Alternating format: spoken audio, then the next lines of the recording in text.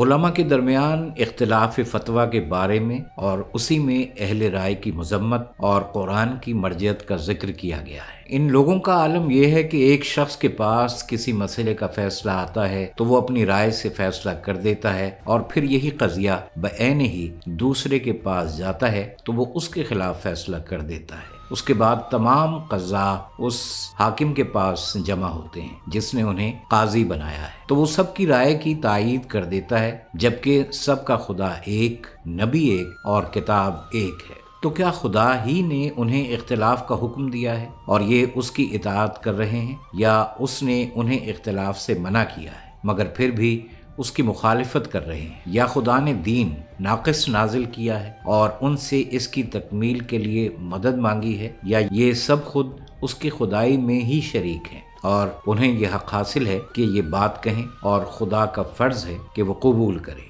یا خدا نے دین کامل نازل کیا تھا اور رسول اکرم صلی اللہ علیہ وآلہ وسلم نے اس کی تبلیغ اور ادائیگی میں کوتاہی کر دی ہے، جبکہ اس کا اعلان کیا ہے کہ ہم نے کتاب میں کسی طرح کی کوتاہی نہیں کی ہے اور اس میں ہر شے کا بیان موجود ہے، اور یہ بھی بتا دیا ہے کہ اس کا ایک حصہ دوسرے کی تصدیق کرتا ہے اور اس میں کسی طرح کا اختلاف نہیں ہے۔ یہ قرآن غیر خدا کی طرف سے ہوتا تو اس میں بے پناہ اختلاف ہوتا۔ یہ قرآن وہ ہے جس کا ظاہر خوبصورت اور باطن عمیق اور گہرا ہے۔ اس کے عجائب فنا ہونے والے نہیں ہیں اور تاریکیوں کا خاتمہ اس کے علاوہ اور کسی کلام سے نہیں ہو سکتا۔